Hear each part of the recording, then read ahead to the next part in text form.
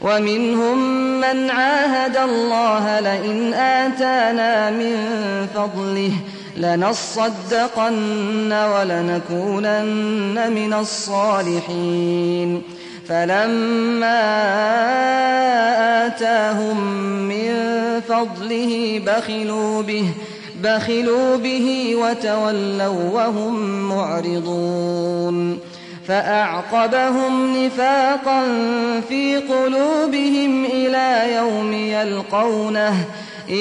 يوم يلقونه بما أخلفوا الله ما وعدوه وبما كانوا يكذبون। ইরশাদ হচ্ছে, আর তাদের মধ্যে এমন কতিপয় লোক রয়েছে যারা আল্লাহর সাথে অঙ্গীকার করে, আল্লাহ যদি আমাদেরকে নিজ অনুগ্রহে প্রচুর সম্পদ দান করেন তবে আমরা খুব দান খয়রাত করব এবং ভালো ভালো কাজ করব। কার্যত যখন আল্লাহ তাদেরকে নিজ অনুগ্রহে প্রচুর সম্পদ দান করলেন তখন তারা তাতে কার্পণ্য করতে লাগলো এবং আনুগত্য করা হতে পরামুখ হতে লাগলো, আর তারা তো মুখ ফিরিয়ে রাখতেই অভ্যস্ত।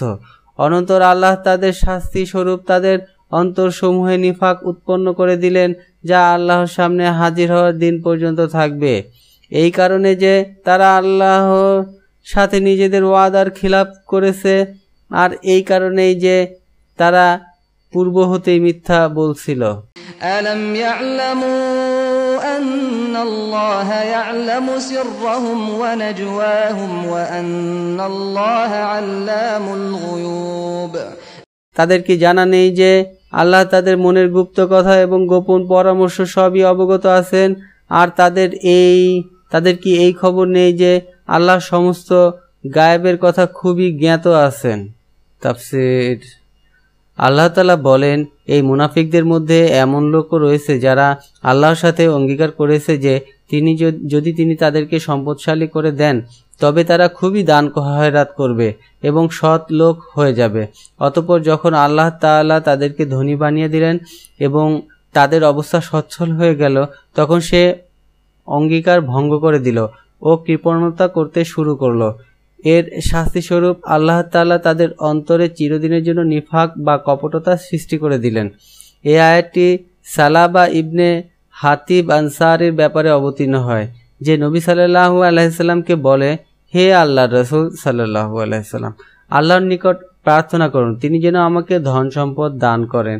তখন রাসূলুল্লাহ সাল্লাল্লাহু আলাইহি সাল্লাম তাকে বলেন, যে অল্প মালে তুমি শুকরিয়া আদায় করবে তা ওই অধিক মাল হতে উত্তম যার তুমি শুকরিয়া আদায় করতে সক্ষম হবে না।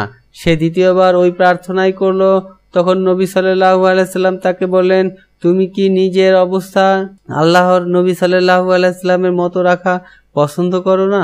যার হাতে আমার প্রাণ রয়েছে তার শপথ, আমি যদি ইচ্ছা করি যে পাহাড়গুলো সোনা ও রূপা হয়ে আমার সাথে চলতে থাকুক তবে অবশ্যই সেগুলো সেভাবেই চলতে থাকবে। সে বলল, যিনি আপনাকে সত্য সহ প্রেরণ করেছে তার শপথ, যদি আপনি আল্লাহর নিকট প্রার্থনা করেন অতঃপর তিনি আমাকে ধন সম্পদ দান করেন তবে আমি অবশ্যই প্রত্যেক হকদারকে তার হক প্রদান করব। তখন রাসূলুল্লাহ সাল্লাল্লাহু আলাইহি সাল্লাম বললেন, হে আল্লাহ, আপনি সালাবাকে ধন সম্পদ দান করুন, ফলে তার বকরিগুলো এত বেশি বৃদ্ধি পায় যেমনভাবে পোকামাকড়গুলো বৃদ্ধি পেয়ে থাকে। এমনকি মদিনা শরীফ তার পশুগুলোর পক্ষে সংকীর্ণ হয়ে গেল। সুতরাং সে মদিনা থেকে দূরে চলে গেল। জোহর ও আসরের সালাত সে জামাতের সাথে আদায় করত বটে, কিন্তু অন্যান্য সালাত জামাতের সাথে আদায় করতে পারত না। তার পশুগুলো আরো বৃদ্ধি পায়, ফলে তাকে আরো দূরে চলে যেতে হয়। এখন শুধু জুমা ছাড়া তার সমস্ত জামাত ছুটে যায়। মাল আরো বেড়ে গেল। ক্রমে ক্রমে সে জুমার জামাতে হাজির হওয়া ছেড়ে দিল। যেসব যাত্রীদল জুমায় হাজির হতো তাদেরকে সে জুমার আলোচিত বিষয় সম্পর্কে জিজ্ঞাসাবাদ করত। একদা রাসূলুল্লাহ সাল্লাল্লাহু আলাইহি সাল্লাম সম্পর্কে লোকদেরকে জিজ্ঞেস করলে তারা সবকিছু বর্ণনা করে দেয়। তখন তিনি দুঃখ প্রকাশ করেন আর এদিকে আয়াত নাজিল হয়ে যায়, অর্থাৎ তাদের মাল থেকে সদকা জাকাত নিয়ে নাও। সদকার আহকামও নাজিল হয়। সুতরাং রাসূলুল্লাহ সাল্লাল্লাহু আলাইহি সাল্লাম মুসলিমদের নিকট থেকে জাকাত আদায় করার জন্য দুজন লোককে প্রেরণ করেন। একজন ছিল জুহাইনা গোত্রের লোক এবং অপরজন ছিলেন সুলাইম গোত্রের লোক। কিভাবে তারা মুসলিমদের নিকট থেকে জাকাত আদায় করবেন তা তিনি তাদেরকে লিখে দেন, আর তাদেরকে বলেন, তোমরা দুজন সালাবার নিকট থেকে এবং বানু সুলাইমের অমুক ব্যক্তির নিকট থেকে জাকাত গ্রহণ করো। সুতরাং তারা দুজন সালাবার কাছে গিয়ে রাসূলুল্লাহ সাল্লাল্লাহু আলাইহি সাল্লামের নির্দেশনামা দেখালেন এবং জাকাত চাইলেন। সে তখন বলল, এটা তো জিজিয়ার বোন ছাড়া কিছুই না, তখন এটা কি তা আমি বুঝতে পারছি না। আচ্ছা, এখন যাও, ফিরবার পথে এসো। তখন তারা দুজন চলে আসলেন। তাদের সংবাদ সুলাইম গোত্রের লোকটির নিকট পৌঁছালে তিনি উত্তম উটগুলো বের করে আনলেন এবং ওগুলো নিয়ে নিজেই তাদের কাছে আসলেন। তারা ওই জন্তুগুলোর দিকে দৃষ্টিপাত করে বলল, এগুলো তোমার উপর ওয়াজিব নয় এবং আমরা এগুলো তোমার নিকট থেকে গ্রহণ করতেও চাই না। তিনি বললেন, আমি তো খুশি মনে আমার উত্তম পশুগুলো দিতে চাচ্ছি, সুতরাং আপনারা এগুলো কবুল করে নিন। শেষ পর্যন্ত তারা ওগুলো গ্রহণ করলেন। অন্যান্যদের নিকট থেকেও তারা জাকাত আদায় করলেন। ফিরবার পথে তারা সালাবার কাছে আসলেন। সে বলল, যে নির্দেশনামা আমাকে দেওয়া হয়েছে তা আমাকে পড়তে দাও দেখি।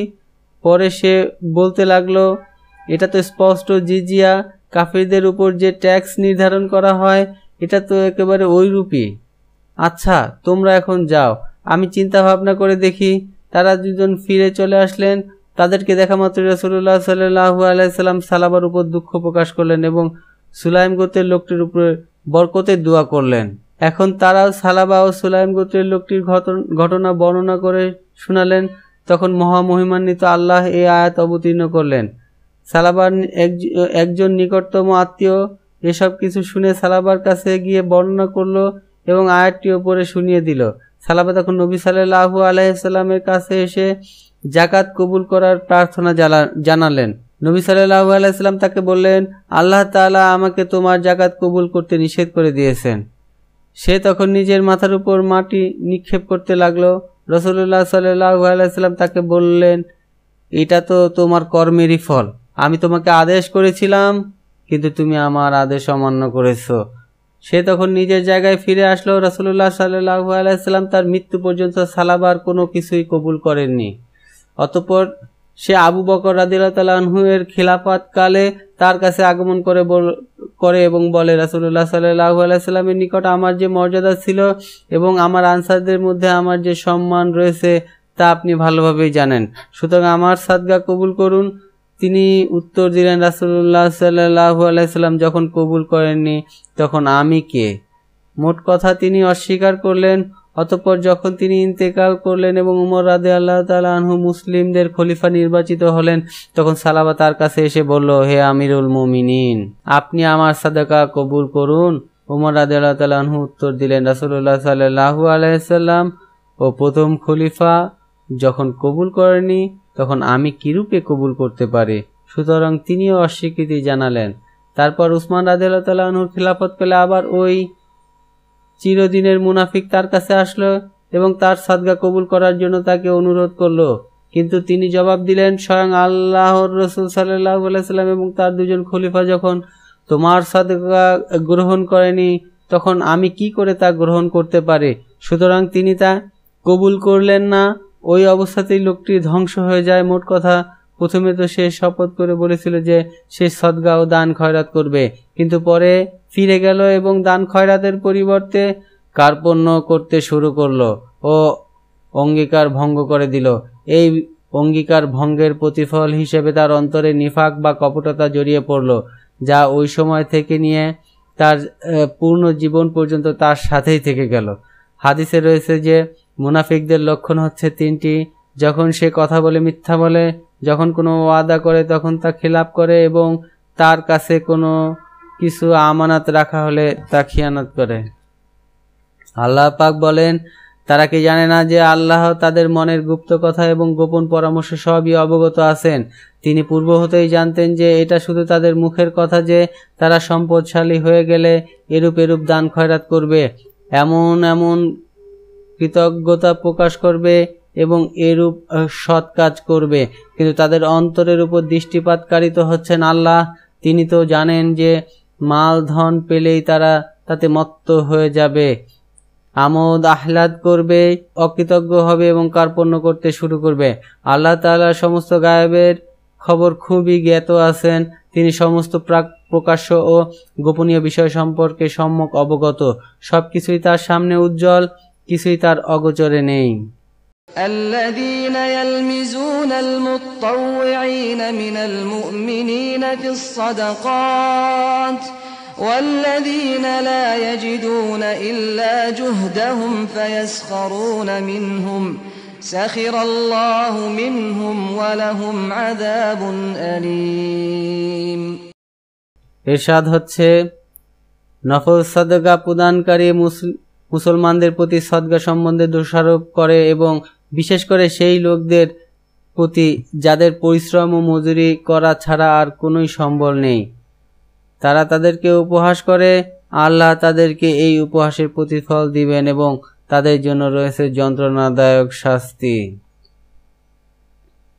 তাফসীর, এটাও মুনাফিকদের একটি বদ অভ্যাস যে তাদের মুখের ভাষা থেকে দাতা বা কৃপণ কেউ বাঁচতে পারে না। এই দোষযুক্ত ও কর্কশভাষী লোকগুলো খুবই নিকৃষ্ট শ্রেণীর লোক।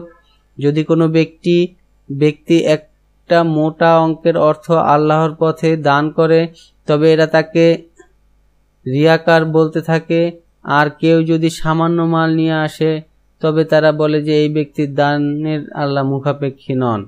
যখন সদকা দেওয়ার আয়াত অবতীর্ণ হয় তখন সাহাবীগণ নিজ নিজ সদকা নিয়ে হাজির হয়ে যান। এক ব্যক্তি প্রাণ খুলে খুব বড় অঙ্কের সদকা দেন, তখন ওই মুনাফিকরা তার উপাধি দেয় রিয়াকার। অতঃপর একজন দরিদ্র লোক শুধুমাত্র এক সা শস্য নিয়ে আসেন, তা দেখে মুনাফিকরা বলে যে তার এটুকু জিনিসের আল্লাহ তাআলার কি প্রয়োজন ছিল। এরই বর্ণনা এই আয়াতে রয়েছে। একদা রাসূলুল্লাহ সাল্লাল্লাহু আলাইহি ওয়াসাল্লাম বাকিতে বলেন, যে ব্যক্তি সাদাকা প্রদান করবে আমি কিয়ামতের দিন তার ব্যাপারে সাক্ষ্য প্রদান করব। ওই সময় একজন সাহাবী নিজের পাগড়ির মধ্যে থেকে কিছু দিতে চাইলেন, কিন্তু পরক্ষণেই তিনি তা বেঁধে নিলেন। ইত্যবসরে একজন অত্যন্ত কালো বর্ণের বেটে লোক একটি উষ্ট্রি নিয়ে আসলেন, যার চেয়ে উত্তম উষ্ট্রি সারা বাকিতে ছিল না। এসে তিনি বলতে লাগলেন, হে আল্লাহর রাসূল সাল্লাল্লাহু আলাইহি ওয়াসাল্লাম, এটা আমি আল্লাহর নামে খয়রাত করলাম। রাসূলুল্লাহ সাল্লাল্লাহু আলাইহি ওয়াসাল্লাম তখন বললেন, বেশ বেশ, খুব ভালো। লোকটি বললেন, নেন, এটা গ্রহণ করুন। তখন একটি লোক বলল, উষ্ট্রিটি তো এর চেয়ে উত্তম। রাসূলুল্লাহ সাল্লাল্লাহু আলাইহি ওয়াসাল্লাম এটা শুনতে পেয়ে বললেন, তুমি মিথ্যা বলছো, সে বরং তোমার চেয়ে এবং উষ্ট্রির চেয়ে বহুগুণে উত্তম। অতঃপর তিনি বললেন, তোমার মতো শত শত উটের মালিকের জন্য আফসোস। এই কথা তিনি 3 বার বললেন। অতঃপর বললেন, শুধুমাত্র ওই ব্যক্তি দায় মুক্ত যে তার মাল দ্বারা এরূপ করে, অর্থাৎ দান খয়রাত করে। এ কথা বলার সময় তিনি অঞ্জলি ভরে ভরে নিজের হাত দ্বারা ডানে ও বামে ইশারা করেন, অর্থাৎ আল্লাহর পথে প্রত্যেক ভালো কাজে খরচ করে। অতঃপর তিনি বলেন, ওই ব্যক্তি সফল কাম হয়েছে যে অল্প মালের অধিকারী এবং অধিক ইবাদতকারী। এ কথা তিনি 3 বার বললেন। এ আয়াতের ব্যাপারে আলী ইবনে আবি তালহা রাদিয়াল্লাহু তাআলা আনহু ইবনে আব্বাস রাদিয়াল্লাহু তাআলা আনহু হতে বর্ণনা করেছেন যে আব্দুর রহমান ইবনে আউফ রাদিয়াল্লাহু তাআলা আনহু 40 উকিয়া সোনা নিয়ে রাসূলুল্লাহ সাল্লাল্লাহু আলাইহি সাল্লামের নিকট আগমন করেন এবং একজন দরিদ্র আনসারী 1 সা খাদ্য নিয়ে আসেন। তখন কোনো মুনাফিক বলে, আল্লাহর শপথ, আব্দুর রহমান রাদিয়াল্লাহু তাআলা আনহু যা এনেছে তা রিয়া, লোক দেখানো ছাড়া আর কিছুই নয়। আর ওই আনসারী সম্পর্কে তারা বলে, নিশ্চয়ই আল্লাহ এবং তার রাসূল সাল্লাল্লাহু আলাইহি সাল্লাম এই সায়ের মুখাপেক্ষী নন। ইবনে আব্বাস রাদিয়াল্লাহু তাআলা আনহু হতে বর্ণিত আছে যে একদা রাসূলুল্লাহ সাল্লাল্লাহু আলাইহি সাল্লাম জনসম্মুখে বের হয়ে ঘোষণা করেন, তোমরা তোমাদের সাদগাগুলো জমা করো। তখন জনগণ তাদের সাদগাগুলো জমা করেন। সর্বশেষ একটি লোক 1 সা খেজুর নিয়ে হাজির হন এবং বলেন, হে আল্লাহর রাসূল সাল্লাল্লাহু আলাইহি সাল্লাম, রাত্রে বোঝা বহন করার বিনিময়ে আমি 2 সা খেজুর লাভ করেছিলাম। 1 সা আমার সন্তানদের জন্য রেখে বাকি 1 সা আপনার কাছে নিয়ে এসেছি। রাসূলুল্লাহ সাল্লাল্লাহু আলাইহি সাল্লাম তখন তার ওই মালকে জমাকৃত মালের মধ্যে ঢেলে দিতে বললেন।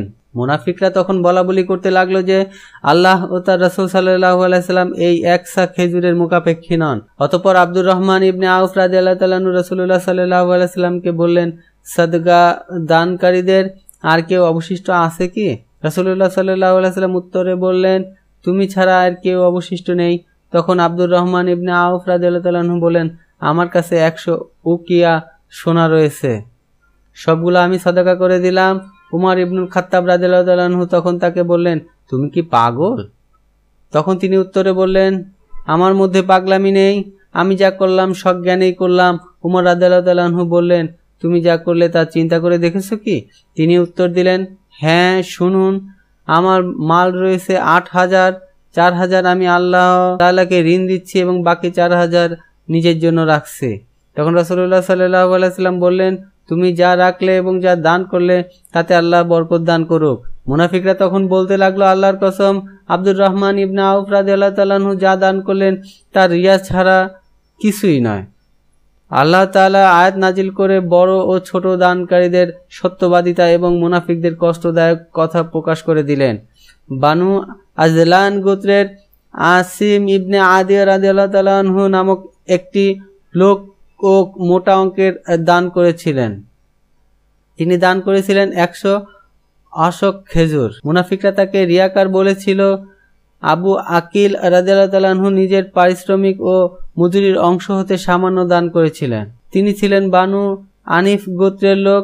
তিনি 1 সা পরিমাণ জিনিস দান করলে মুনাফিকরা তাকে উপহাস ও নিন্দা করে। অন্য এক বর্ণনা আছে যে রাসূলুল্লাহ সাল্লাল্লাহু আলাইহি সাল্লাম মুজাহিদদের একটি দলকে যুদ্ধে প্রেরণ করার উদ্দেশ্যে এই চাঁদা আদায় করছিলেন। তাতে রয়েছে যে আব্দুর রহমান ইবনে আউফ রাদিয়াল্লাহু তাআলা আনহু 2000 দিয়েছিলেন এবং 2000 রেখেছিলেন। অন্য একজন দরিদ্র লোক সারা রাত্রির পরিশ্রমের বিনিময়ে 2 সা খেজুর লাভ করেছিলেন। 1 সা খেজুর নিজের জন্য রেখে বাকি 1 সা তিনি দান করেন। এই লোকটির নাম ছিল আবু আকিল রাদিয়াল্লাহু তাআলা আনহু। সারা রাত ধরে তিনি নিজের পিঠের উপর বোঝা বহন করেছিলেন। কেউ কেউ বলেন যে তার নাম ছিল হাবাব রাদিয়াল্লাহু তাআলা আনহু। আরেকটি উক্তি আছে যে তার নাম ছিল আব্দুর রহমান ইবনে সালাবা রাদিয়াল্লাহু তাআলা আনহু। ওই মুনাফিকদের এই উপহাসের শাস্তি স্বরূপ আল্লাহ তাআলা তাদের থেকে এই প্রতিশোধ গ্রহণ করলেন।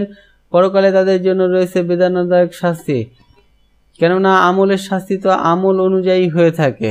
ইস্তাগফির লাহুম আও লা তাস্তাগফির লাহুম ইন তাস্তাগফির লাহুম 70 মাররাতান ফালান ইয়াগফিরাল্লাহু লাহুম ذلك بأنهم كفروا بالله ورسوله والله لا يهدي القوم الفاسقين। ইরশাদ হচ্ছে, হে মুহাম্মদ সাল্লাল্লাহু আলাইহি ওয়াসাল্লাম, তুমি তাদের জন্য ক্ষমা প্রার্থনা করো অথবা তাদের জন্য ক্ষমা প্রার্থনা না করো, উভয় সমান।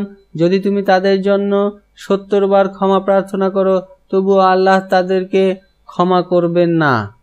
এর কারণেই যে তারা আল্লাহ ও তার রাসূল সাল্লাল্লাহু আলাইহি ওয়াসাল্লামের সাথে কুফরি করেছে, আর আল্লাহ এরূপ অবাধ্য লোকদের পথ প্রদর্শন করেন না।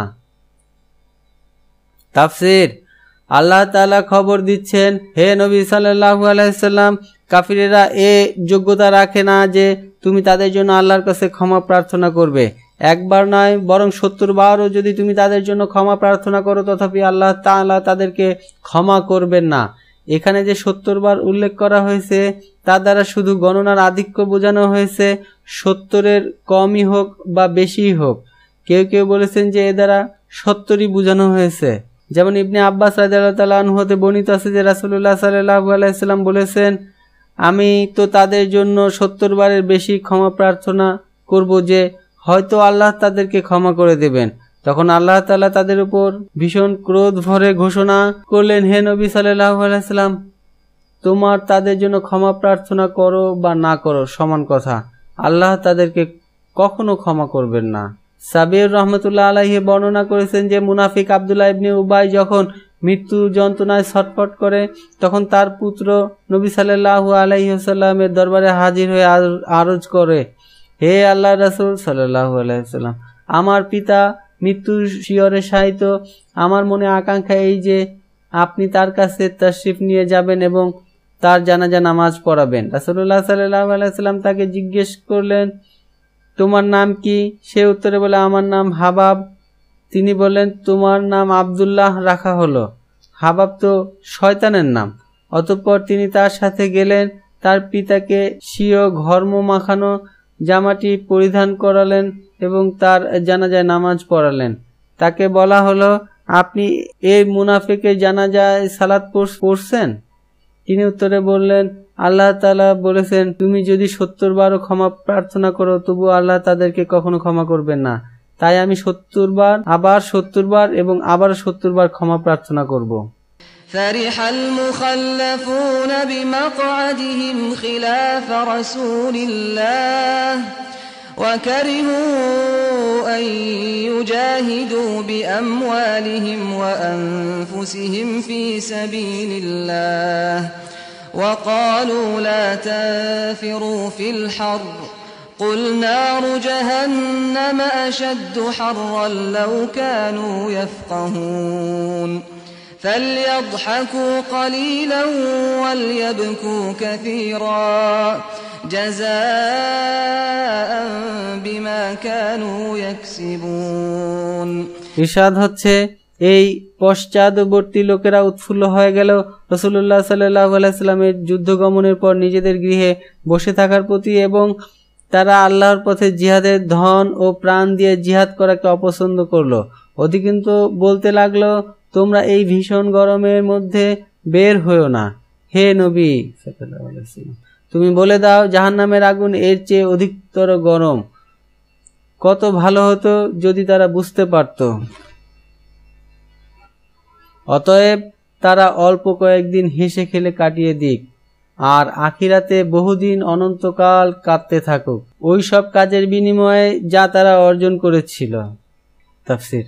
এখানে আল্লাহ তাআলা মুনাফিকদের প্রতি নিন্দা জ্ঞাপন করেছেন, যারা তাবুকের যুদ্ধে রাসূলুল্লাহ সাল্লাল্লাহু আলাইহি ওয়াসাল্লামের সাথে গমন করেনি এবং বাড়িতে বসে থাকায় আনন্দিত হয়েছিল। আল্লাহর পথে জান ও মাল দিয়ে জিহাদ করা তাদের কাছে ছিল অপছন্দনীয়। তারা পরস্পর বলাবলি করছিল, এই কঠিন গরমের সময় কোথায় যাবে? তাবুকের যুদ্ধে বের হওয়ার সময়টা এমনই ছিল যে একদিকে গরম ছিল অত্যন্ত কঠিন, অপরদিকে ফলগুলো সব পেকে গিয়েছিল।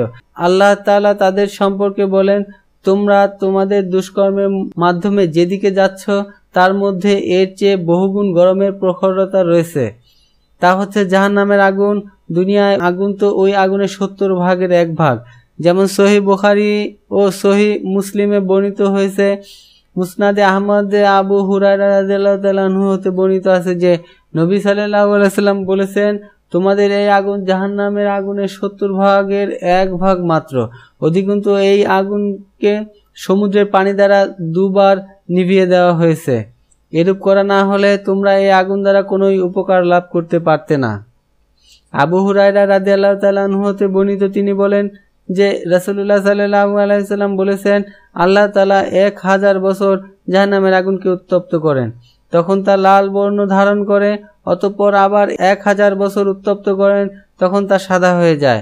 এরপর পুনরায় 1000 বছর তাপ দেন, তখন তা কালো বর্ণ ধারণ করে, আর ওটা রাতের আধারের মতো ভীষণ কালো হয়ে যায়। আনাস রাদিয়াল্লাহু তাআলা আনহু হতে বর্ণিত, তিনি বলেন যে রাসূলুল্লাহ সাল্লাল্লাহু আলাইহি সাল্লাম এই আয়াতটি পাঠ করে বলেন, জাহান্নামের আগুনকে 1000 বছর উত্তপ্ত করা হয়, তখন তা সাদা হয়ে যায়। এরপর আরো 1000 বছর তাপ দেওয়া হয়, তখন তা লাল বর্ণ ধারণ করে। তারপর আরো 1000 বছর উত্তপ্ত করা হয়, তখন তা রাতের আধারের মতো কালো হয়ে যায়। ওর শিখায় কোনো উজ্জ্বল্য অবশিষ্ট নেই। একটি হাদিসে এসেছে যে জাহান্নামের আগুনের একটি স্ফুলিঙ্গ যদি পূর্ব দিকে থাকে তবে ওর উষ্ণতা পশ্চিম দিক পর্যন্ত পৌঁছে যাবে। আবু ইয়ালা রাহমাতুল্লাহ আলাইহির একটি দুর্বল রিওয়ায়াত রয়েছে যে যদি এই মসজিদে 1 লক্ষ বা এর চেয়ে বেশি লোক থাকে এবং কোনো জাহান্নামী এখানে এসে শ্বাস গ্রহণ করে, তবে ওর উষ্ণতায় মসজিদে অবস্থিত সমস্ত লোক পুড়ে ভস্ম হয়ে যাবে। অন্য একটি হাদিসে আছে যে জাহান্নামে যে লোকটির শাস্তি সবচেয়ে হালকা হবে তা হবে এই যে তার পায়ে আগুনের জুতা পরানো হবে, যার ফলে তার মাথার খুলি টকবক করে ফুটতে থাকবে। সে তখন মনে করবে যে তাকেই সর্বাপেক্ষা কঠিন শাস্তি দেওয়া হচ্ছে, অথচ প্রকৃতপক্ষে ওটাই হচ্ছে সর্বাপেক্ষা হালকা শাস্তি। কুরআনে কারিমে ঘোষিত হচ্ছে, নিশ্চয়ই ওটা জাহান্নামের অগ্নি হচ্ছে জ্বলন্ত হালকা বা যা চর্ম পর্যন্ত খসিয়ে ফেলবে। আল্লাহ তাআলা অন্য জায়গায় বলেন, তাদের মাথার উপর ফুটন্ত গরম পানি ঢেলে দেওয়া হবে, যার ফলে তাদের পেটের সমস্ত জিনিস এবং চামড়া ঝলসে যাবে। তারপর লোহার হাতুড়ি দ্বারা তাদের মস্তক পিষ্ট করা হবে। তারা যখন সেখান থেকে বের হতে চাইবে তখন তাদেরকে সেখানেই ফিরিয়ে দেওয়া হবে এবং বলা হবে, দাহনকারী শাস্তির স্বাদ গ্রহণ করো। অন্য স্থানে আল্লাহ পাক বলেন, যারা আমার নির্দেশনাবলী অস্বীকার করেছে আমি তাদেরকে জ্বলন্ত অগ্নিতে নিক্ষেপ করব। যখন তাদের গায়ের চামড়া ঝলসে যাবে তখন আমি ওর পরিবর্তে অন্য চামড়া আনয়ন করব, যেন তারা পূর্ণভাবে শাস্তির স্বাদ গ্রহণ করে। এই আয়াতে আল্লাহ তাআলা বলেন, হে নবী সাল্লাল্লাহু আলাইহি সাল্লাম, তুমি বলে দাও, জাহান্নামের আগুন এর চেয়ে অধিকতর গরম। কি ভালো হতো যদি তারা বুঝতে পারত, অর্থাৎ যদি তারা এটা অনুধাবন করত যে জাহান্নামের আগুনের প্রখরতা অত্যন্ত বেশি। তবে অবশ্যই গ্রীষ্মের মৌসুম হওয়া সত্ত্বেও খুশি মনে তারা রাসূলুল্লাহ সাল্লাল্লাহু আলাইহি সাল্লামের সাথে যুদ্ধ গমন করত এবং নিজেদের জান ও মাল আল্লাহর পথে উৎসর্গ করতে মোটেই দ্বিধাবোধ করত না। আরবের একজন কবি বলেন, অর্থাৎ তুমি তোমার জীবনকে ঠান্ডা ও গরম হতে বাঁচানোর চেষ্টায় কাটিয়ে দিয়েছো, অথচ তোমার উচিত ছিল যে তুমি আল্লাহর নাফরমানি থেকে বিরত থাকবে, তাহলে জাহান্নামের আগুন থেকে রক্ষা পেতে। এখন আল্লাহ তাআলা এই মুনাফিকদের সম্পর্কে সাবধান বাণী উচ্চারণ করেছেন যে অল্পদিন তারা এই নশ্বর জগতে হাসি তামাশা ও আমোদ আহ্লাদ করে জীবনটা কাটিয়ে দিক, তারপর ভবিষ্যতে চিরস্থায়ী জীবনে তাদেরকে শুধু কাঁদতেই হবে, যা কখনো শেষ হবে না। আনাস ইবনে মালিক রাদিয়াল্লাহু তাআলা আনহু হতে বর্ণিত আছে যে তিনি রাসূলুল্লাহ সাল্লাল্লাহু আলাইহি ওয়াসাল্লামকে বলতে শুনেছেন, হে লোক সকল, তোমরা ক্রন্দন করো, যদি তোমাদের ক্রন্দন না আসে তবে ক্রন্দনের ভান করো, কেননা জাহান্নামবাসীরা কাঁদতে থাকবে, এমনকি কেঁদে তাদের গণ্ডদেশে নদীর মতো গর্ত হয়ে যাবে, শেষ পর্যন্ত অশ্রু শুকিয়ে যাবে। তারপর তাদের চক্ষুগুলো রক্ত বর্ষণ করতে শুরু করবে, তাদের চক্ষু দিয়ে এত বেশি অশ্রু ও রক্ত বর্ষিত হবে যে কেউ যদি ওর উপর দিয়ে নৌকা চালানোর ইচ্ছা করে তবে তা চলতে পারবে। অন্য একটি হাদিসে আছে যে রাসূলুল্লাহ সাল্লাল্লাহু আলাইহি সাল্লাম বলেছেন, জাহান্নামীরা জাহান্নামে প্রবেশের পর কাঁদতে থাকবে, এত বেশি কাঁদবে যে অশ্রু শেষ হবার পর পুঁজ বের হতে থাকবে। ওই সময় জাহান্নামের দারোগা তাদেরকে ডাক দিয়ে বলবেন, ওরে হতভাগ্যের দল, করুণার জায়গাতে তো তোমরা কখনো ক্রন্দন করনি, এখন এখানে কান্নাকাটি করা বৃথা।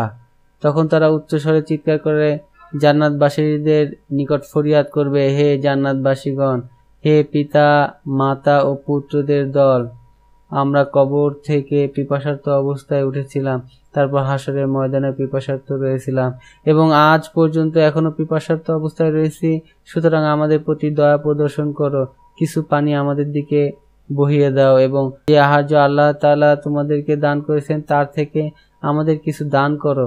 40 বছর পর্যন্ত তারা এভাবে কুকুরের মতো চিৎকার করতে থাকবে। 40 বছর পর তাদেরকে উত্তর দেওয়া হবে, তোমাদেরকে এই অবস্থাতেই অবস্থান করতে হবে। শেষ পর্যন্ত তারা সমস্ত কল্যাণ থেকে নিরাশ হয়ে যাবে।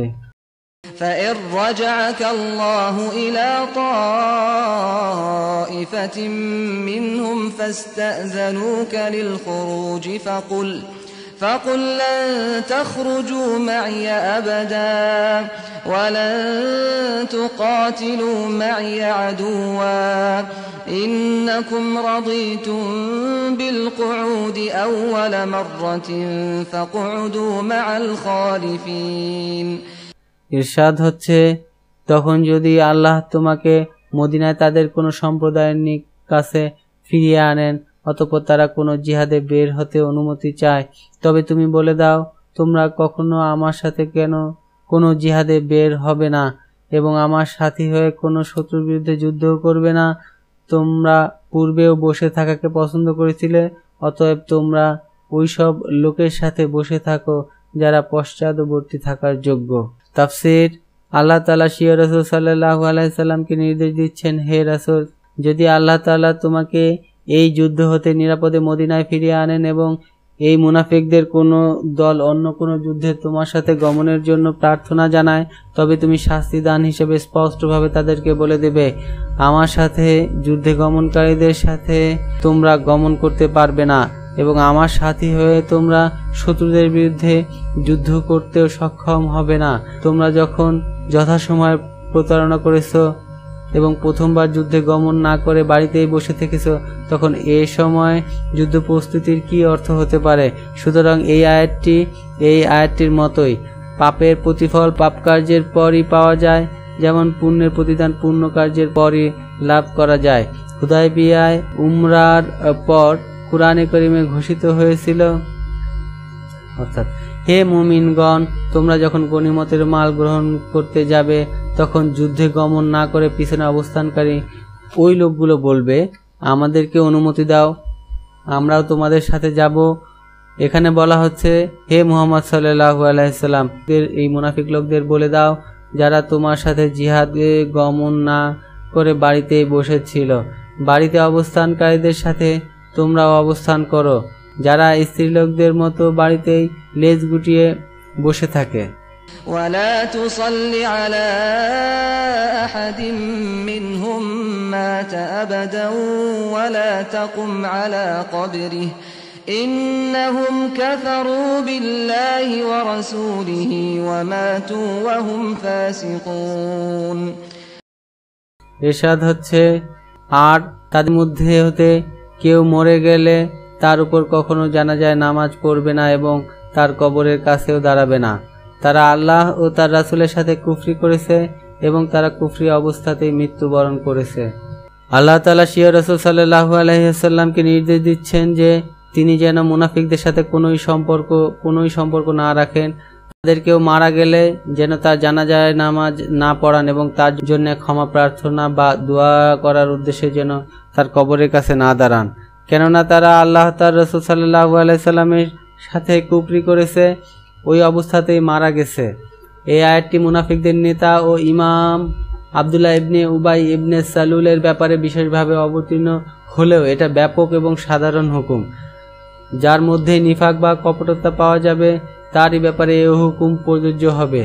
সহিহ বুখারীতে ইবনে উমর রাদিয়াল্লাহু তাআলা আনহু হতে বর্ণিত আছে যে আব্দুল্লাহ ইবনে উবাই মারা গেলে তার পুত্র আব্দুল্লাহ রাদিয়াল্লাহু তাআলা রাসূলুল্লাহ সাল্লাল্লাহু আলাইহি সাল্লামের দরবারে হাজির হয়ে আবেদন করেন, হে আল্লাহ রাসূল সাল্লাল্লাহু আলাইহি সাল্লাম, আমার পিতার কাফনের জন্য আপনার গায়ের জামাটি দান করুন। রাসূলুল্লাহ সাল্লাল্লাহু আলাইহি সাল্লাম তার আবেদন মঞ্জুর করে তাকে জামাটি দিয়ে দেন। অতঃপর তিনি নবী সাল্লাল্লাহু আলাইহি সাল্লামকে তার পিতার জানাজার নামাজ পড়াবার জন্য অনুরোধ করেন। রাসূলুল্লাহ সাল্লাল্লাহু আলাইহি সাল্লাম তার এই আবেদনও কবুল করেন এবং তার জানাজা পড়াবার জন্য দাঁড়িয়ে যান। তখন উমর রাদিয়াল্লাহু তাআলা আনহু তার কাপড়ের অঞ্চল টেনে ধরে বলেন, আপনি এর জানাজায় নামাজ পড়াবেন, অথচ আল্লাহ তাআলা আপনাকে এ থেকে নিষেধ করেছেন। রাসূলুল্লাহ সাল্লাল্লাহু আলাইহি সাল্লাম তখন তাকে বলেন, দেখো, আল্লাহ তাআলা আমাকে ইখতিয়ার দিয়ে বলেছেন, তুমি তাদের মুনাফিকদের জন্য ক্ষমা প্রার্থনা করো বা নাই করো সমান কথা। যদি তুমি তাদের জন্য 70 বারও ক্ষমা প্রার্থনা করো, তবু আল্লাহ তাদেরকে কখনো ক্ষমা করবেন না। সুতরাং আমি 70-এরও অধিকবার ক্ষমা প্রার্থনা করব। উমর রাদিয়াল্লাহু তাআলা আনহু বললেন, হে আল্লাহ রাসূল সাল্লাল্লাহু আলাইহি সাল্লাম, এই লোকটি তো মুনাফিক ছিল। তথাপি রাসূলুল্লাহ সাল্লাল্লাহু আলাইহি সাল্লাম তার জানাজায় নামাজ পড়ালেন। তখন মহা মহিমান্বিত আল্লাহ এই আয়াতটি অবতীর্ণ করেন।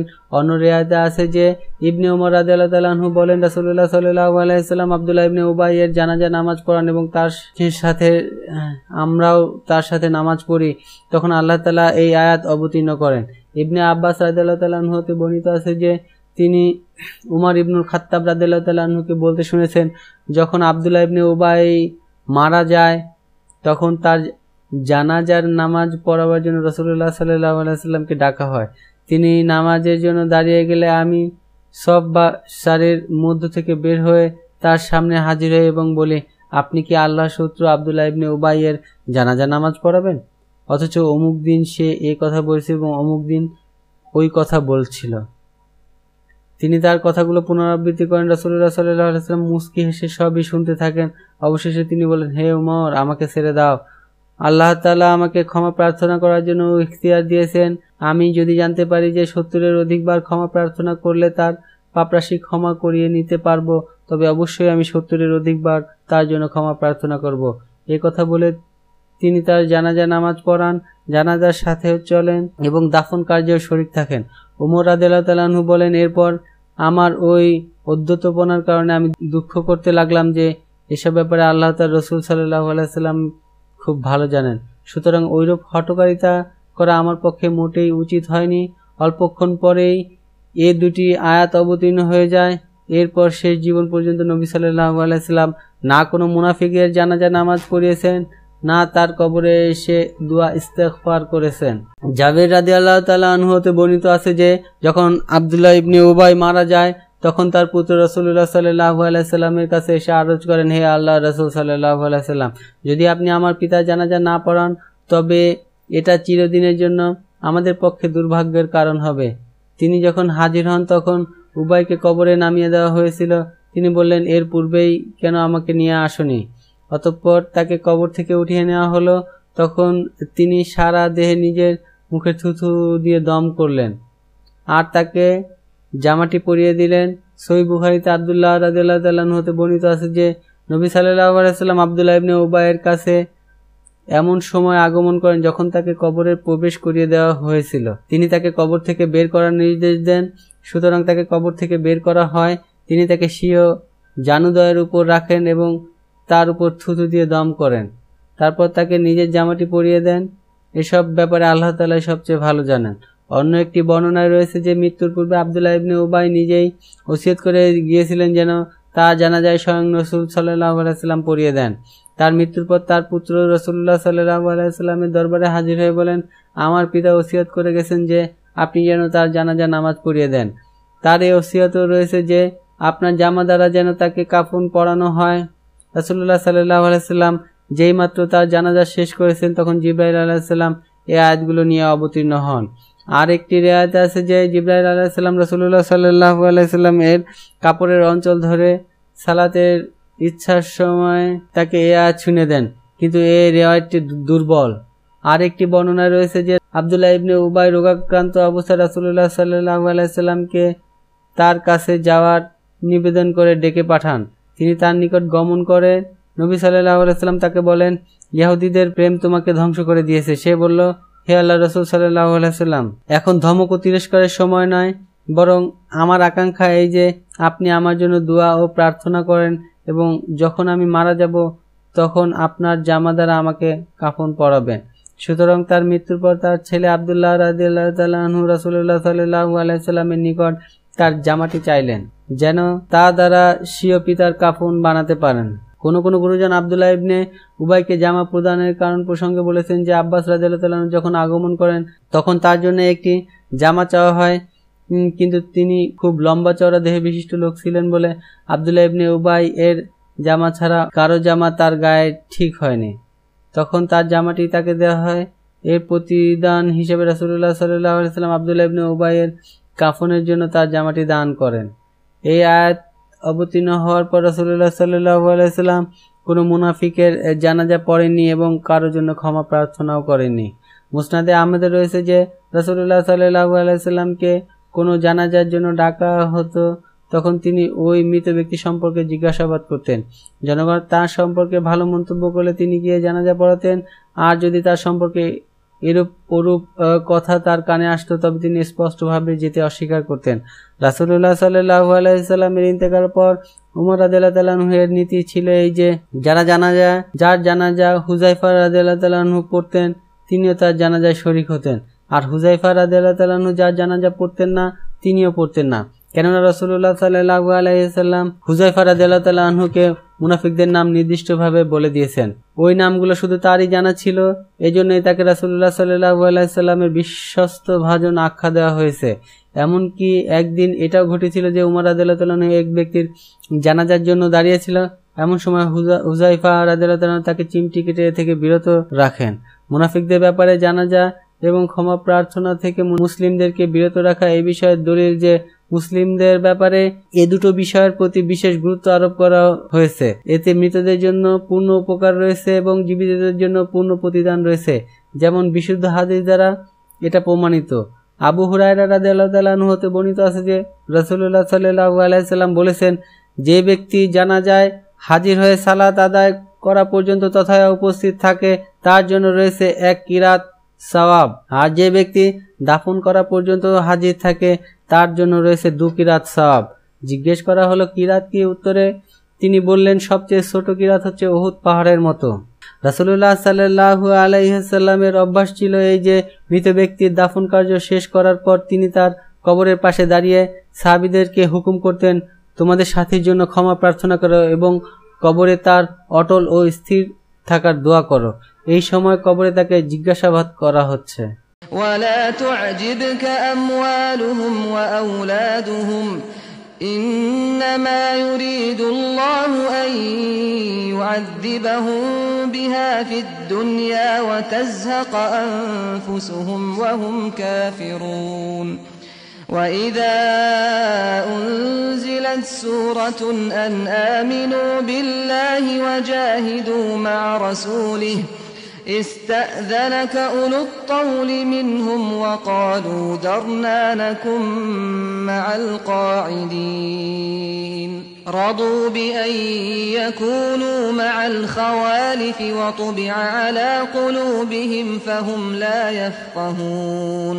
ইরশাদ হচ্ছে, আর তাদের ধন সম্পদ ও সন্তান সন্ততি তোমাকে যেন বিস্মিত না করে।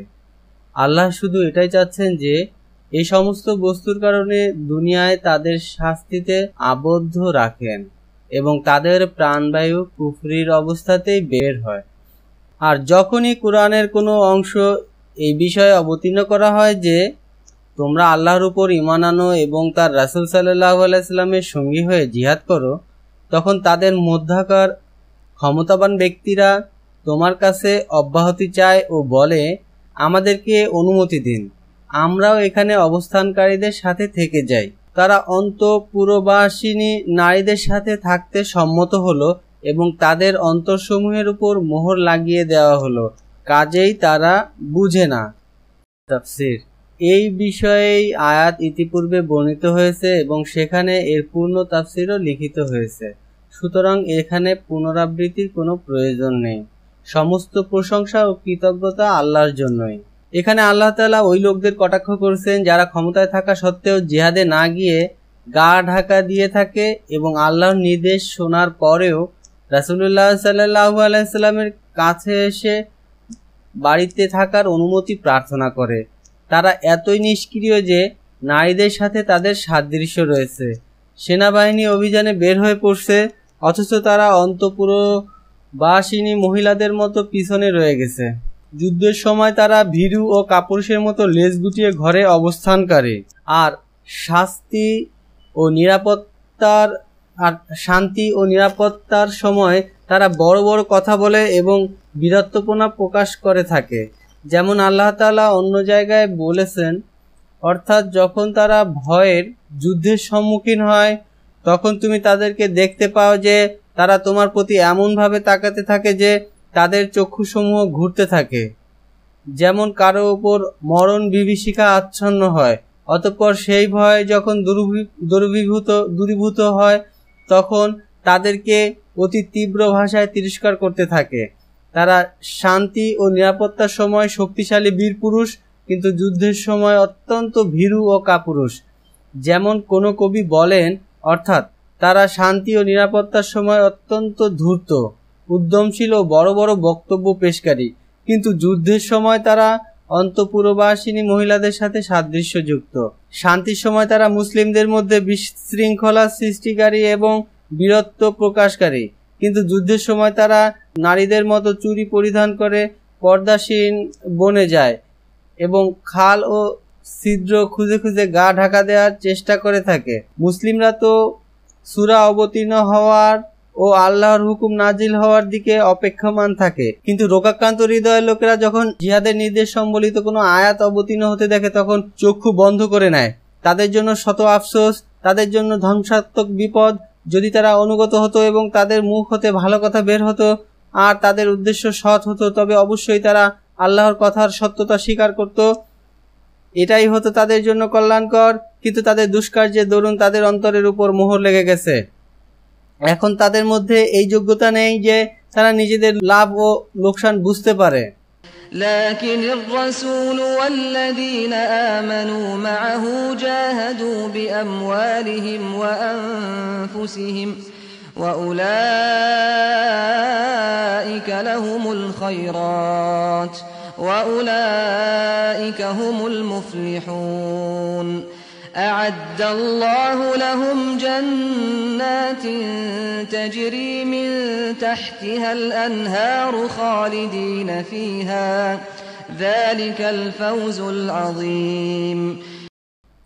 ইরশাদ হচ্ছে, কিন্তু রাসূল ও তার সঙ্গীদের মধ্যে যারা মুসলিম ছিল তারা অবশ্যই এই আদেশ মানল এবং নিজেদের ধন সম্পদ ও প্রাণ দ্বারা জিহাদ করলো, আর তাদেরই জন্য রয়েছে যাবতীয় কল্যাণ এবং তারাই হচ্ছে সফল কাম। আল্লাহ তাদের জন্য এমন জান্নাত প্রস্তুত করে রেখেছেন সেগুলো নিম্নদেশ দিয়ে নহরসমূহ বয়ে চলবে আর তারাও ওর মধ্যে অনন্তকাল অবস্থান করবে। এটা হচ্ছে তাদের বিরাট সফলতা। তাফসীর, মুনাফিকদের প্রতি নিন্দা জ্ঞাপন করার পর আল্লাহ তাআলা মুসলিমদের প্রশংসা এবং তাদের পরলৌকিক কল্যাণ ও সুখের বর্ণনা দিচ্ছেন। মুমিনরা জিহাদের জন্য কোমর বেঁধে উঠে পড়ে লেগে যায় আর নিজেদের জান ও মাল আল্লাহর পথে উৎসর্গ করে দেয়। তাদের ভাগ্যে মঙ্গল ও কল্যাণ, তারাই হচ্ছে সফল কাম। তাদের জন্য রয়েছে জান্নাতুল ফেরদাউস আর তাদেরই জন্য রয়েছে উচ্চতম মর্যাদা। তারা তাদের গন্তব্যস্থানে সফলতায় পৌঁছে যাবে। وجاء المعذرون من الأعراب ليؤذن لهم وقعد الذين كذبوا الله ورسوله سيصيب الذين كفروا منهم عذاب أليم। ইরশাদ হচ্ছে, আর গ্রামবাসীদের মধ্যে হতে কতিপয় বাহানাকারী লোক আসলো যেন তারা অনুমতি পায়, আর যারা আল্লাহর সাথে ও তার রাসূলের সাথে সম্পূর্ণরূপে মিথ্যা বলেছিল তারা একেবারেই বসে রইল। তাদের মধ্যে যেসব লোক কাফির থাকবে তাদের যন্ত্রণাদায়ক শাস্তি হবে। তাফসীর, এখানে আল্লাহ তাআলা ওই লোকদের বর্ণনা দিচ্ছেন যারা বাস্তবিকই শরীয় ওজরের কারণে জিহাদে অংশগ্রহণে অক্ষম ছিল। মদিনার চারপাশের এই লোকগুলো এসে নিজেদের দুর্বলতা অক্ষমতার কথা বর্ণনা করে আল্লাহ রাসূল সাল্লাল্লাহু আলাইহি ওয়াসাল্লামের কাছে অনুমতি প্রার্থনা করে যে যদি তিনি তাদেরকে বাস্তবিকই মাজুর মনে করেন তবে যেন অনুমতি দান করেন। তারা ছিল বানু গিফার গোত্রের লোক। ইবনে আব্বাস রাদিয়াল্লাহু তাআলা আনহু এর কিরাতে এই রয়েছে, অর্থাৎ ওজর বিশিষ্ট লোকেরা অনুমতি প্রার্থনা করেছিল। এই অর্থটি বেশি স্পষ্ট, কেননা এই বাক্যের পরে ওই লোকদের বর্ণনা রয়েছে যারা ছিল মিথ্যাবাদী। তারা না আগমন করেছিল, না জিহাদ থেকে বিরত থাকার কোনো কারণ দর্শিয়েছিল, না রাসূলুল্লাহ সাল্লাল্লাহু আলাইহি ওয়াসাল্লামের কাছে বিরত থাকার অনুমতি প্রার্থনা করেছিল। কোন গুরুজন বলেন যে ওজর পেশকারীরাও প্রকৃতপক্ষে ওজর বিশিষ্ট ছিল না, এই কারণেই তাদের ওজর গৃহীত হয়নি। প্রথম মুক্তিটি গ্রহণযোগ্য বটে এবং ওটাই বেশি প্রকাশ্য। এর একটি কারণ ওটাই যে আমরা উপরে বর্ণনা করেছি, আর দ্বিতীয় কারণ এই যে শাস্তির অঙ্গীকারও ওই লোকদের সাথেই করা হয়েছে যারা যুদ্ধে গমন না করে বাড়িতেই বসে রয়েছিল। এসব ব্যাপারে আল্লাহ তাআলাই সঠিক জ্ঞানের অধিকারী। ليس على الضعفاء ولا على المرضى ولا على الذين لا يجدون ما ينفقون حرج إذا نصحوا لله ورسوله ما على المحسنين من سبيل والله غفور رحيم ولا على الذين إذا ما أتوك لتحملهم قلت لا أجد ما أحملكم عليه تولوا وأعينهم تفيض من الدمع حزنا ألا يجدوا ما ينفقون إنما السبيل على الذين يستأذنونك وهم أغنياء رضوا بأن يكونوا مع الخوالف وطبع الله على قلوبهم فهم لا يعلمون। ইরশাদ হচ্ছে, দুর্বল লোকদের উপর কোনো গুনাহ নেই আর না রুগ্নদের উপর, আর না ওইসব লোকদের উপর যাদের খরচ করার সামর্থ্য নেই। যখন এইসব লোক আল্লাহ তার রাসূলের প্রতি নিষ্ঠা রাখে এবং আন্তরিকতার সাথে আনুগত্য স্বীকার করে, এসব সৎ লোকদের প্রতি কোনো প্রকার অভিযোগ নেই। আর আল্লাহ অতিশয় ক্ষমাশীল, পরম করুণাময়। আর ওই লোকদের উপরও নয়, যখন তারা তোমার নিকট এই উদ্দেশ্যে আসে যে তুমি তাদেরকে বাহন দান করবে, আর তুমি বলে দিয়েছো আমার নিকট তো কোনো কিছু নেই যার উপর আমি তোমাদেরকে আরোহণ করাই, তখন তারা এমন অবস্থায় ফিরে যায় যে তাদের চক্ষুসমূহ হতে অশ্রু বইতে থাকে, এই অনুতাপে যে তাদের ব্যয় করার মতো কোনো সম্বল নেই। অভিযোগ তো শুধুমাত্র ওই লোকদের উপরই যারা সরঞ্জামওয়ালা হওয়া সত্ত্বেও যুদ্ধে গমন না করার অনুমতি চাচ্ছে। তারা অন্তঃপুরবাসিনী মহিলাদের সাথে থাকতে সম্মত হয়ে গেল এবং আল্লাহ তাদের অন্তরসমূহের উপর মোহর মেরে দিলেন, কাজেই তারা পাপ পুণ্যকে জানেই না। এখানে আল্লাহ তাআলা ওই শরীয়ত সম্মত ওজর সমূহের বর্ণনা দিচ্ছেন যে ওজরগুলো কোনো মানুষের মাঝে থাকলে সে যদি জিহাদে অংশগ্রহণ না করে তবে শরীয়তের দৃষ্টিতে তার কোনো অপরাধ হবে না। ওই ওজরগুলোর মধ্যে এক প্রকার হচ্ছে এই যে তা সব সময় থাকবে, কোনো অবস্থাতেই মানুষ থেকে বিচ্ছিন্ন হবে না, যেমন জন্মগতভাবে দুর্বল হওয়া, খোঁড়া হওয়া, অন্ধ হওয়া, বিকলাঙ্গ হওয়া, সম্পূর্ণরূপে শক্তিহীন হওয়া ইত্যাদি। দ্বিতীয় প্রকার ওজর হচ্ছে ওইসব ওজর যেগুলো কখনো থাকে আবার কখনো থাকে না। ওগুলো হচ্ছে আকস্মিক কারণ, যেমন কেউ রুগ্ন হয়ে পড়লো বা অভাবগ্রস্ত হলো, অথবা সফরে বা জিহাদের সরঞ্জাম জোগাড় করতে পারছে না ইত্যাদি।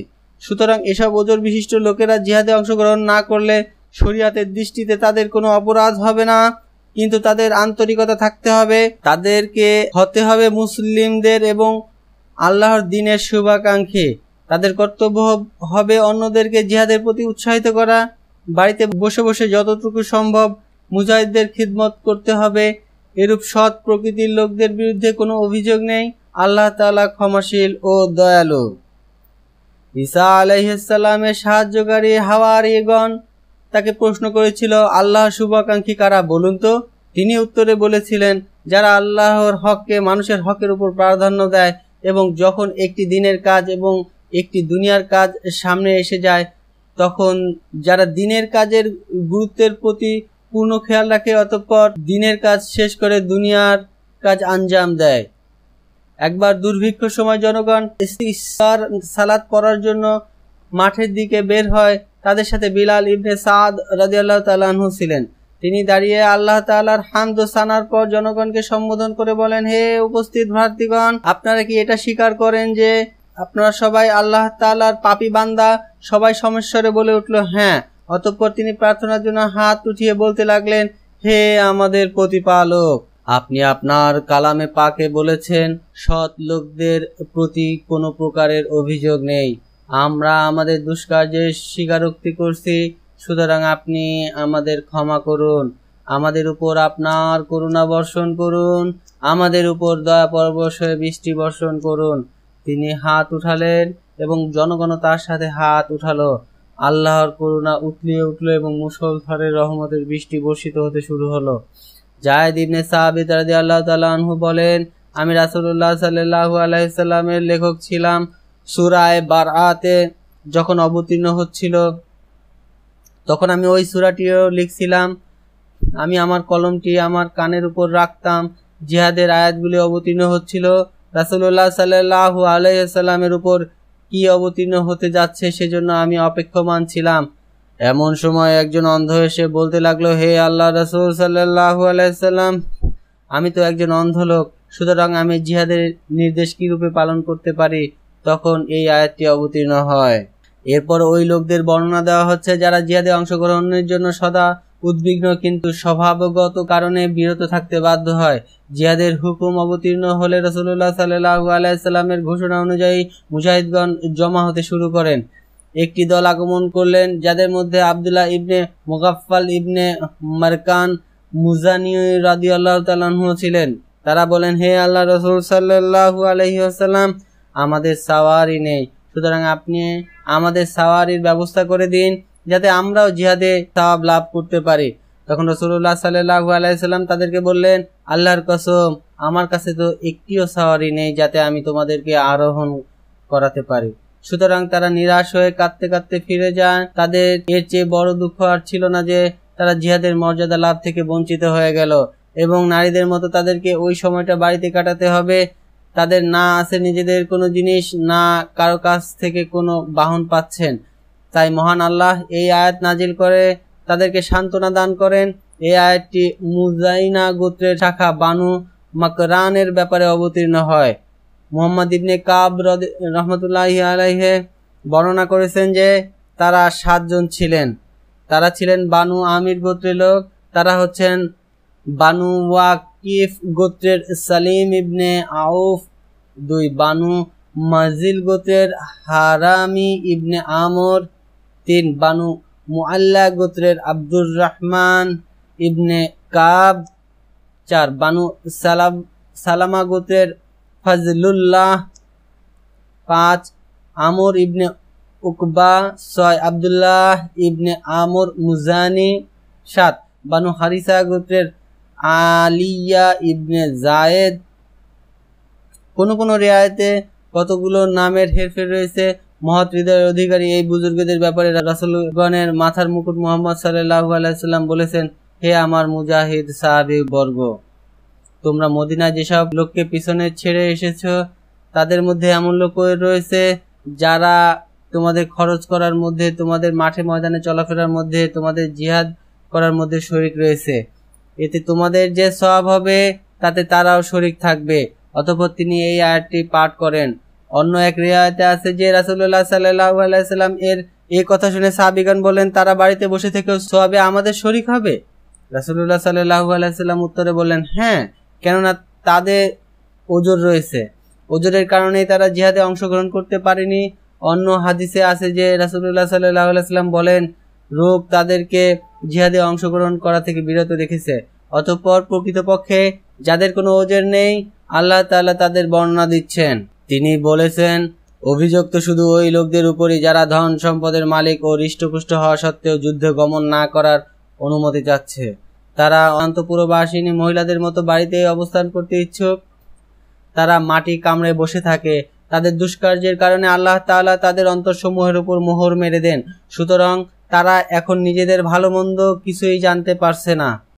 يعتذرون إليكم إذا رجعتم إليهم قل لا تعتذروا لن نؤمن لكم قد نبأنا الله من أخباركم وسيرى الله عملكم ورسوله ثم تردون إلى عالم الغيب والشهادة فينبئكم بما كنتم تعملون سيحلفون بالله لكم إذا انقلبتم إليهم لتعرضوا عنهم فأعرضوا عنهم إنهم رجس ومأواهم جهنم جزاء بما كانوا يكسبون يحلفون لكم لترضوا عنهم فإن ترضوا عنهم فإن الله لا يرضى عن القوم الفاسقين। ইরশাদ হচ্ছে, তারা তোমাদের কাছে ওজর পেশ করবে যখন তোমরা তাদের কাছে ফিরে যাবে। হে নবী, তুমি বলে দাও, তোমরা ওজর পেশ করো না। আমরা কখনো তোমাদের সত্যবাদী বলে মনে করব না। আল্লাহ আমাদেরকে তোমাদের জিহাদে না যাওয়ার বৃত্তান্ত জানিয়ে দিয়েছেন, আর ভবিষ্যতেও আল্লাহ এবং তার রাসূল তোমাদের কার্যকলাপ পর্যবেক্ষণ করবেন। অতঃপর তোমরা প্রত্যাবর্তিত হবে এমন সত্তার কাছে যিনি অদৃশ্য এবং প্রকাশ্য সকল বিষয়ে অবগত আছেন। অনন্তর তিনি তোমাদেরকে জানিয়ে দিবেন যা কিছু তোমরা করতেছিলে। হ্যাঁ, তারা তখন তোমাদের সামনে শপথ করে বলবে যখন তোমরা তাদের কাছে ফিরে যাবে, যেন তোমরা তাদেরকে তাদের অবস্থার উপর ছেড়ে দাও। অতএব তোমরা তাদেরকে তাদের অবস্থার উপর ছেড়েই দাও। তারা হচ্ছে অতিশয় অপবিত্র, আর তাদের ঠিকানা হচ্ছে জাহান্নাম, ওইসব কর্মের বিনিময়ে যা তারা করত। তারা এজন্য শপথ করবে যেন তোমরা তাদের প্রতি রাজি হয়ে যাও। অনন্তর যদি তোমরা তাদের প্রতি রাজি হয়ে যাও তবে আল্লাহ তো এমন দুষ্কর্মের লোকদের প্রতি রাজি হন না। আল্লাহ তাআলা মুনাফিকদের সম্পর্কে সংবাদ দিচ্ছেন যে মুমিনরা যখন মদিনায় ফিরে আসবে তখন ওই মুনাফিকরা তাদের কাছে ওজর পেশ করবে। তাই আল্লাহ পাক স্বীয় রাসূলকে বলেন, হে নবী সাল্লাল্লাহু আলাইহি সাল্লাম, ওই মুনাফিকদেরকে বলে দাও, তোমরা আমাদের কাছে মিথ্যা ওজর পেশ করো না, তোমাদের কথা কখনো আমরা সত্য বলে বিশ্বাস করব না। আল্লাহ তাআলা আমাদেরকে তোমাদের সংবাদ অবহিত করেছেন। অতি সত্বরই তিনি দুনিয়ায় তোমাদের আমল লোকদের সামনে পেশ করে দিবেন এবং তোমাদের ভালো মন্দ কার্যাবলীর খবর প্রদান করবেন। অতঃপর তোমাদেরকে তোমাদের কর্মের ফলও দেখতে হবে। এরপর মহান আল্লাহ তাদের সম্পর্কে আরো সংবাদ দিচ্ছেন, তারা তাদের ওজরের কথা শপথ করে করে বর্ণনা করবে যেন তাদেরকে ক্ষমা করে দাও। কিন্তু হে মুমিনগণ, তোমরা কখনো তাদের কথার সত্যতা স্বীকার করো না এবং ঘৃণার সাথে তাদের দিকে থেকে মুখ ফিরিয়ে নাও। এসব ব্যাপার ওই সময় ঘটবে যখন তোমরা যুদ্ধ শেষে মদিনায় ফিরে আসবে। জেনে রেখো যে তাদের নফস কলুষিত হয়ে গেছে, তাদের ভিতর খুবই খারাপ এবং তাদের ধারণা ও বিশ্বাস অপবিত্র। পরকালে তাদের ঠিকানা জাহান্নাম। এটাই তাদের দুষ্কর্মের সঠিক প্রতিফল। আল্লাহ তাআলা মুমিনদেরকে আরো বলে দেন, তোমরা যদি ওই মুনাফিকদের কথা ও কসম বিশ্বাস করে তাদের প্রতি সন্তুষ্ট হয়ে যাও, তবে জেনে রাখো যে আল্লাহ তাআলা তাদের প্রতি কখনো সন্তুষ্ট হবেন না। তারা আল্লাহ ও তার রাসূল সাল্লাল্লাহু আলাইহি সাল্লামের আনুগত্য হতে বেরিয়ে গেছে। তারা ফাসেক। এই শব্দের আবিধানিক অর্থ হচ্ছে বাইরে যাওয়া, যেমন বলা হয়, অর্থাৎ ইঁদুর দুষ্কৃতি ও ফাসাদ সৃষ্টি করার উদ্দেশ্যে স্বীয় গর্ত হতে বের হয়ে থাকে। আবার বলা হয় অর্থাৎ শাখা বা ডাল হতে খেজুরের গুচ্ছ বের হয়ে এসেছে।